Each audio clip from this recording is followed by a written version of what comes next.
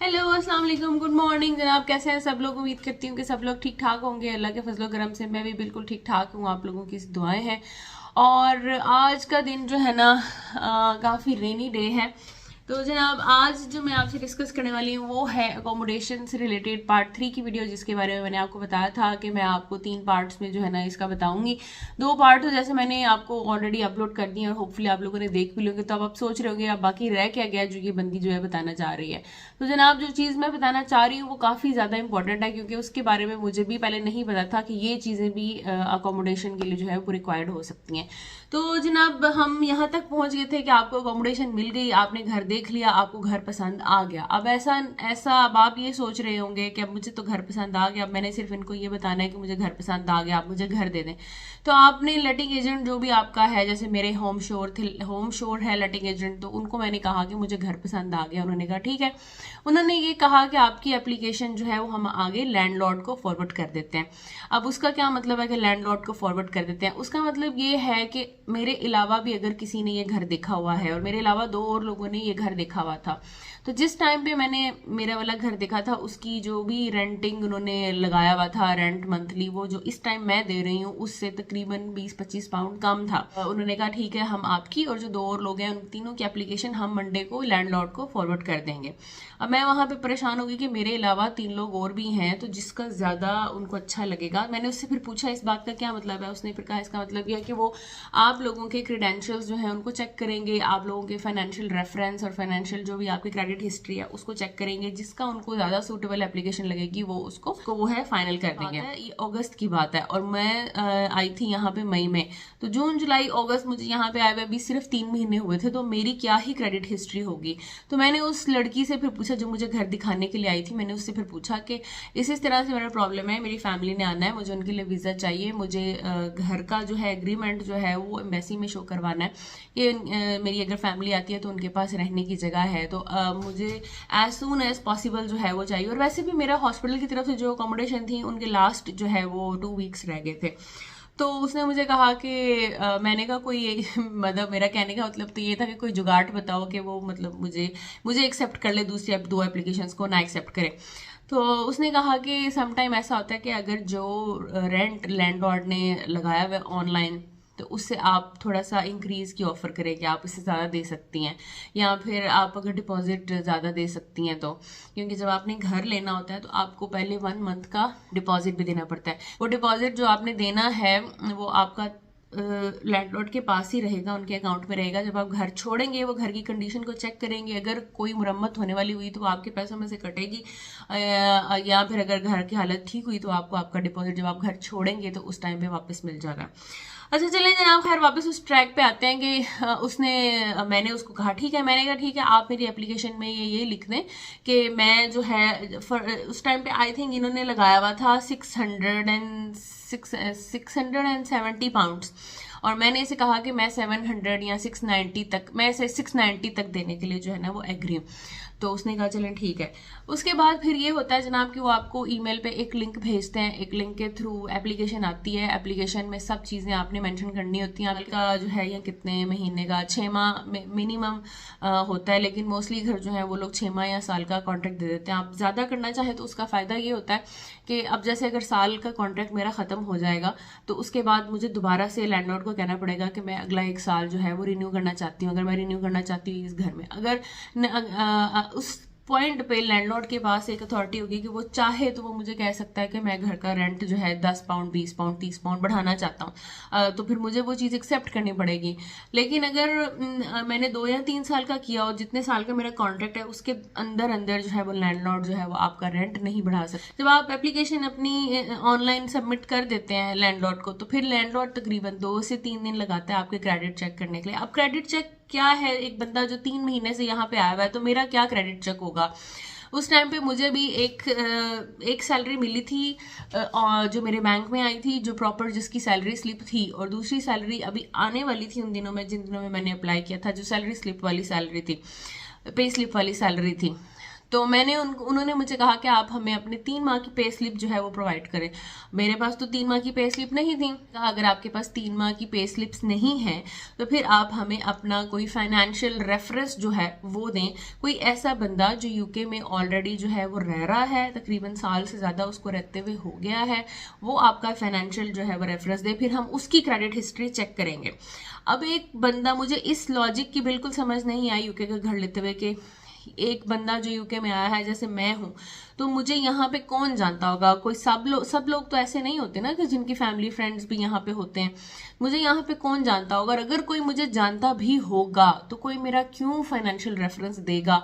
इस बार financial reference देने का मतलब ये है कि अगर मैं घर का किराया नहीं देती तो उस बंदे की सारी डिटेल्स मेरे लैंडलॉर्ड के पास हैं, जिस मंथ में मैं नहीं दूंगी वो उस बंदे को पकड़ लेंगे कि इसने हम एक रेफरेंस उन्होंने मुझसे कहा कि आप हमें अपना कोई एक रेफरेंस दें। वो रेफरेंस मैंने दे दिया, वो था मेरा क्योंकि मेरे पास 3 माह की सैलरी स्लिप नहीं थी, तो उन्होंने कहा ठीक है, अगर आपके पास 3 माह की सैलरी स्लिप नहीं है आपको 2 रेफरेंस देने पड़ेंगे। एक रेफरेंस तो वो जो आपकी जॉब की प्लेस से हो, रिक्रूटमेंट एजेंसी जो भी आपकी कोई है एनएचएस की, तो जो भी मेरी एनएचएस के रिक्रूटर थे, हमारे ऑस की ट्रेनर्स थे, उनसे मैंने कांटेक्ट किया। वो ऑलरेडी उन लोगों को पता है कि ये रिक्वायर्ड होती है चीज़, तो उनका ईमेल एड्रेस मैंने अपने लैंडलॉर्ड को भेजा। लैंडलॉर्ड ने उनसे कांटेक्ट किया, उन्होंने वेरीफाई किया कि मैं एनएचएस में काम कर रही हूँ और इस तरह से मतलब उनके अंडर हूँ।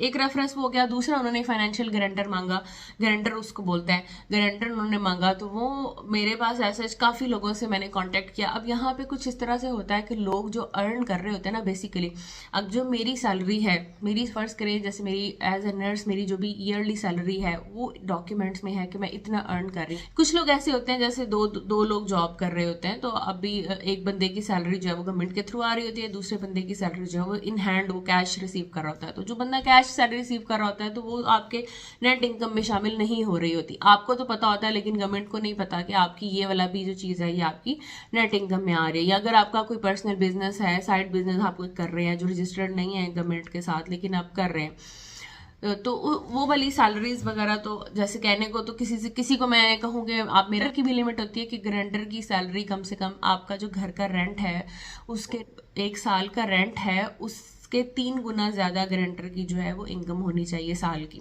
तो जरूरी तो नहीं है कि उनकी इनकम जो भी कोई आपके जानने वाले हैं उनकी उतनी ही होगी जितनी कि आपके लैंडलॉर्ड की रिक्वायरमेंट है कि आपके गारंटर की इनकम साल की होनी चाहिए।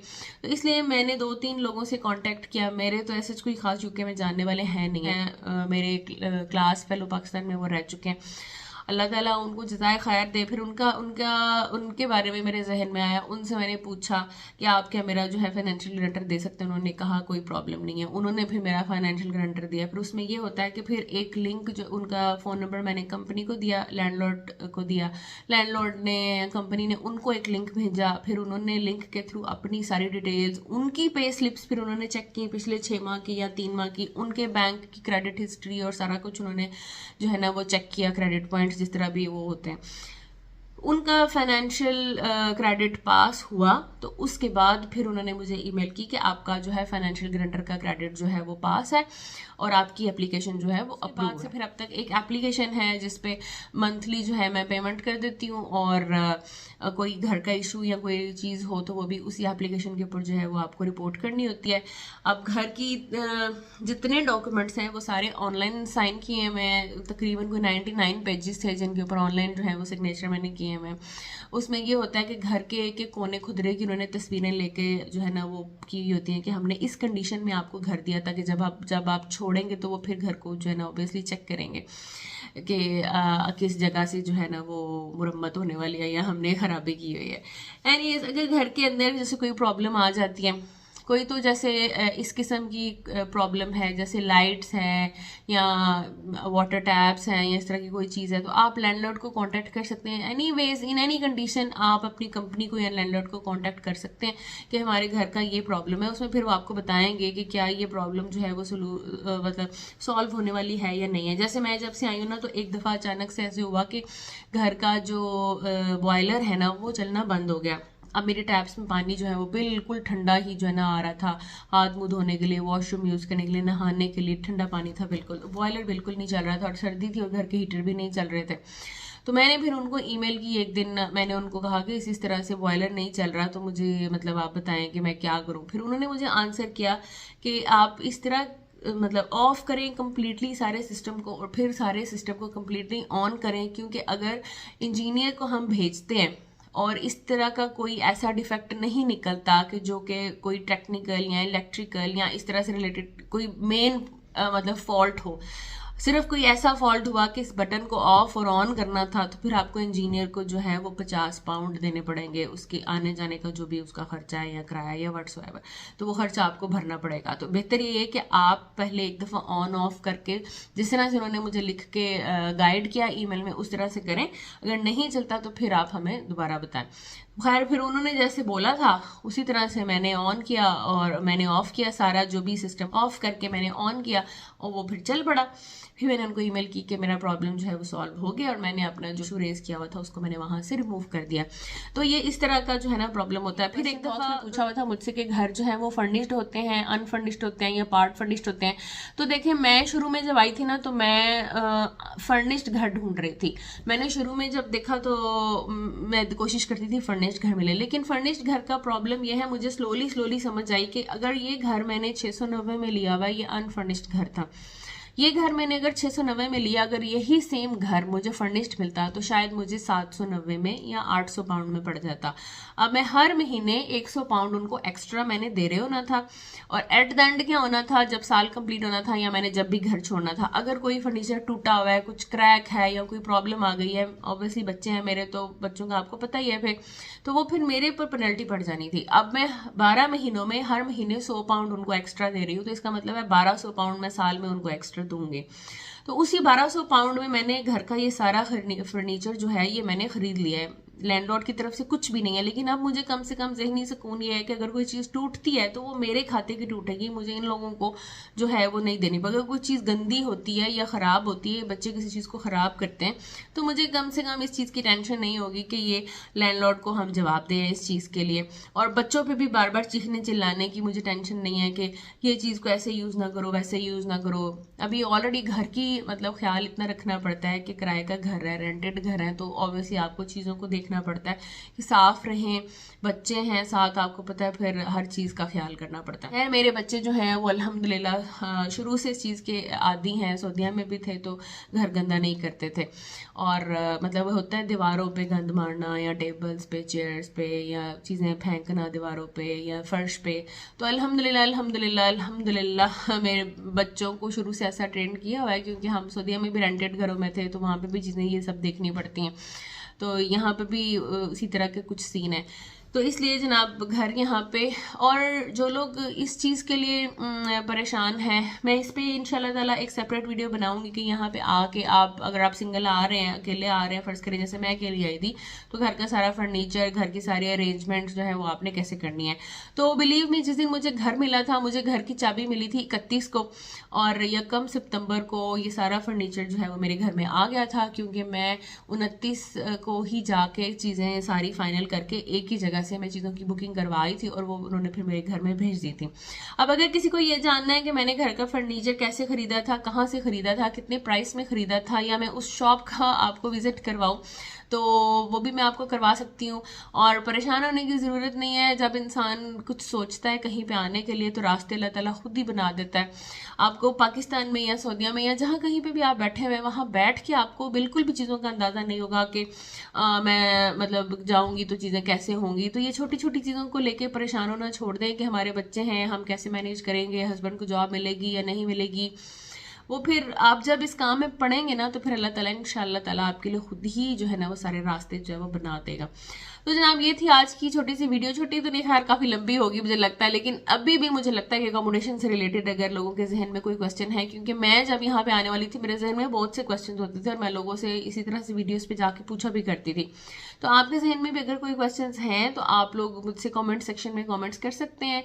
आपसे इंशाअल्लाह मुलाकात होगी नेक्स्ट वीडियो में। तब तक के लिए टाटा, अल्लाह हाफिज़, टेक केयर, बाय बाय।